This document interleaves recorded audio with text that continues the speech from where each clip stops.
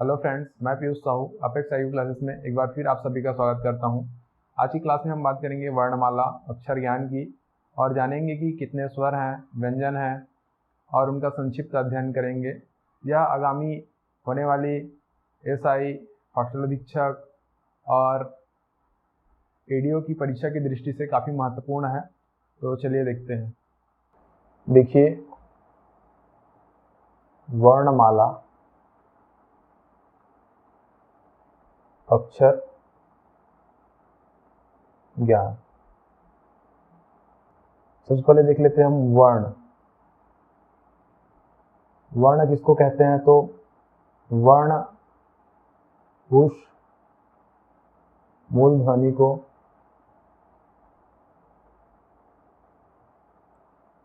कहते हैं जिनके खंड या टुकड़े नहीं किए जा सकते, है ना। जैसे आपका अ, जैसे अ, ई, उ,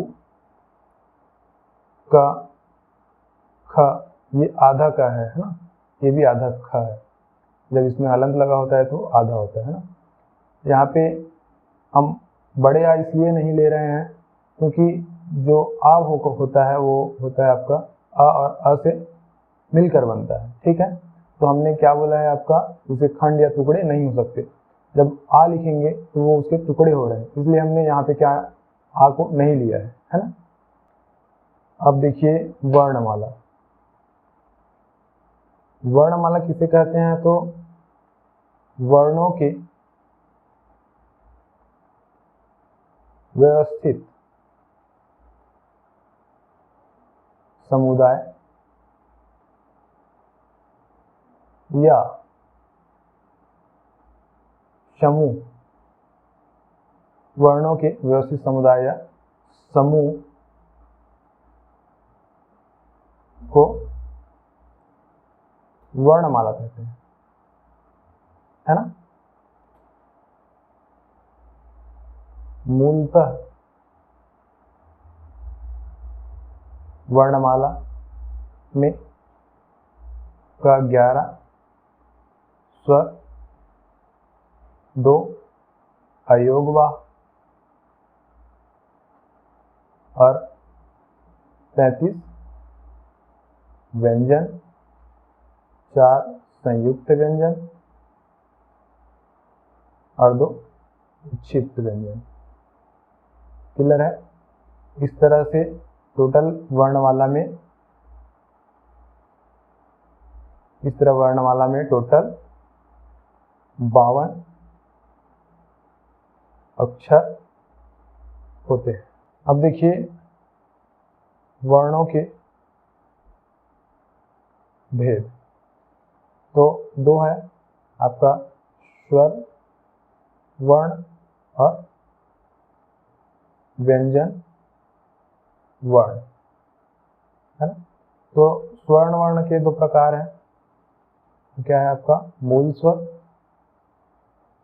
और दीर्घ स्वर। और उसी प्रकार आपका व्यंजन वर्ण के जो प्रकार है आपका 5 प्रकार होते हैं: स्पर्श व्यंजन और अंतस्थ व्यंजन और संयुक्त व्यंजन और सूक्ष्म व्यंजन और एक जो है विक्षिप्त व्यंजन। क्लियर है? अब बात करें स्वर की। स्वर किसे कहते हैं? तो स्वर ऐसे वर्ण जिनका उच्चारण स्वतंत्र रूप से होता है। अर्थात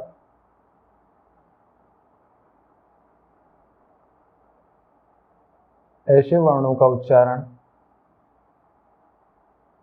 ऐसे वर्णों का उच्चारण किसी दूसरे वर्ण के सहायता के बिना होता है। मैंने स्वर की जो संख्या बताई है आपको 11, है ना। देखिए वो क्या है, अ, आ, ई, उ, री, ए, ओ और औ। क्लियर है। अब बात करें मूल स्वर की, तो मूल स्वर देखिए, मूल स्वर ऐसे स्वर जिनका उच्चारण अन्य किसी वर्ण के बिना होता है ना। उसे क्या कहते हैं, आपका मूल स्वर। तो मूल स्वर अ, है ना, ई, उ, ये सब छोटे अक्षर है ना। तो इसके खंड टुकड़े नहीं होता और अन्य वर्ण की सहायता के बिना होता है ना। ऐसे स्वर जिनका उच्चारण अन्य किसी वर्ण के बिना होता है। बात करें दीर्घ स्वर की, तो दीर्घ स्वर में ऐसे स्वर जिनका उच्चारण आपका अन्य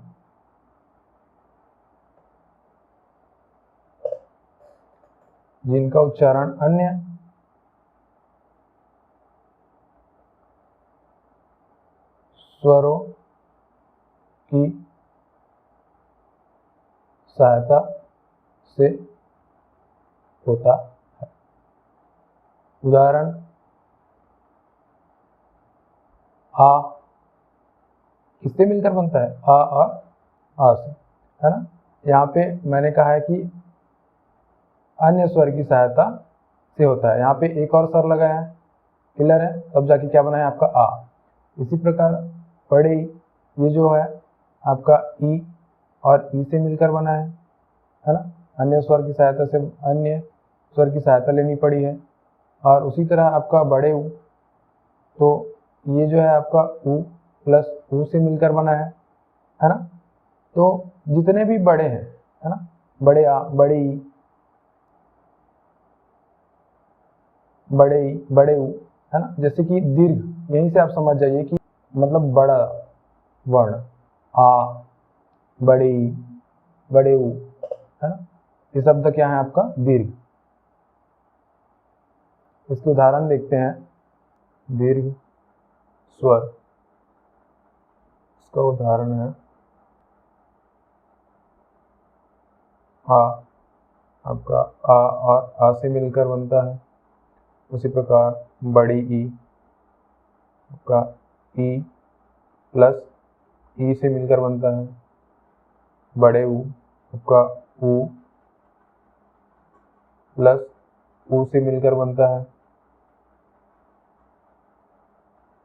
और ए का ए और ए से मिलकर बनता है। इसी प्रकार ओ का आ प्लस ए, आ हो जाएगा,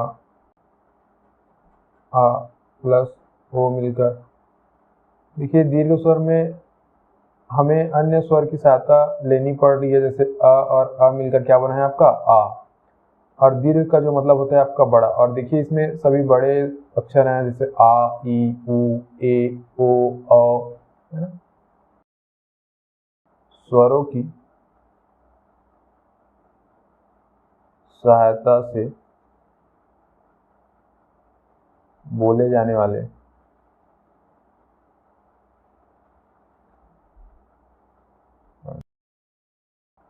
अर्थात जिनका उच्चारण स्वर की सहायता से होता है। इसके उदाहरण देखें तो उदाहरण है क, ख, ग।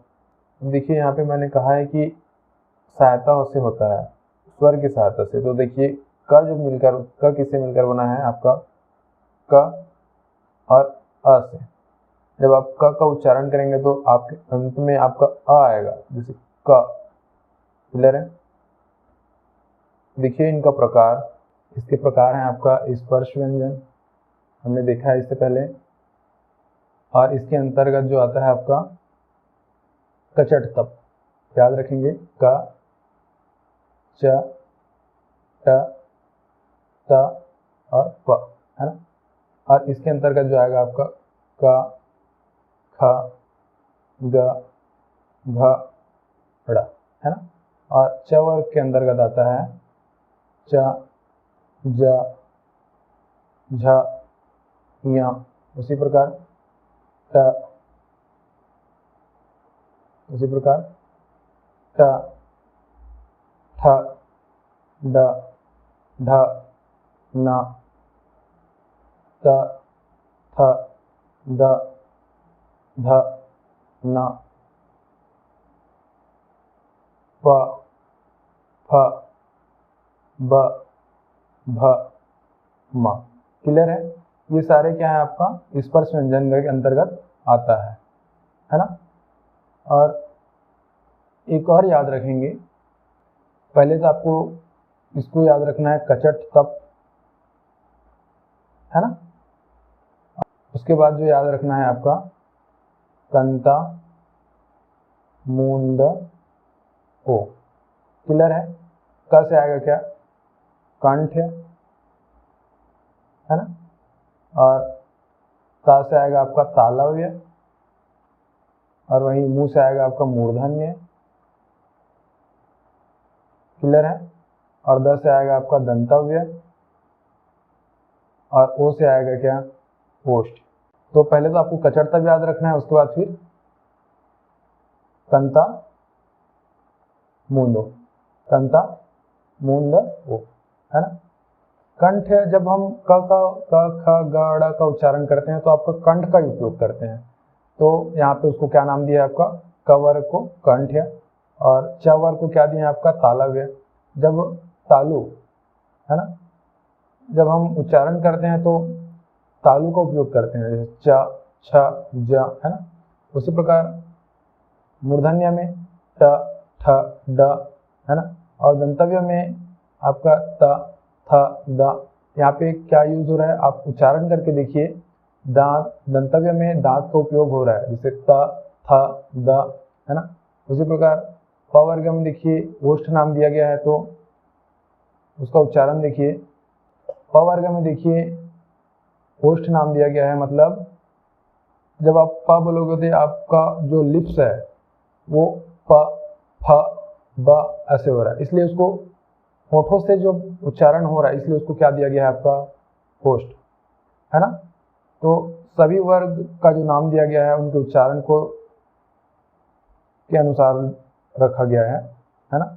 अब बात करें दूसरे प्रकार की, तो इसका जो दूसरा प्रकार है अंतस्थ,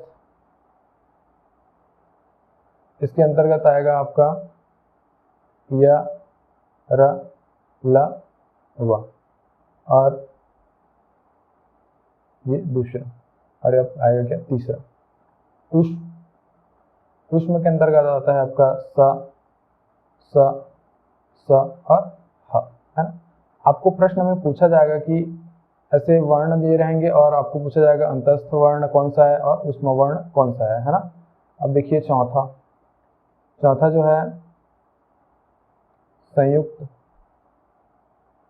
इसके अंतर्गत है आपका छ,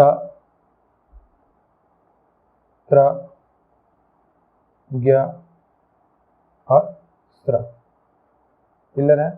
और पांचवा जो है आपका उच्छिष्ट, ड़ और ड़, क्लियर है। हम नेक्स्ट क्लास में देखेंगे आपका संयुक्त और दूसरा जो है आपका अयोगवाह किसे कहते हैं, है ना। तीसरा घोष, चौथा अघोष,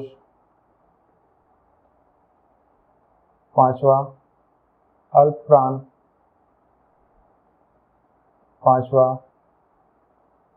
छठवा महाप्राण,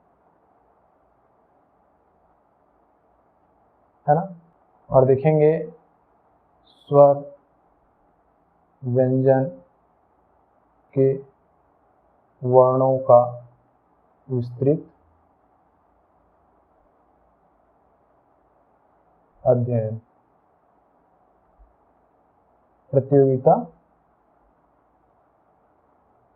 परीक्षा के अकॉर्डिंग,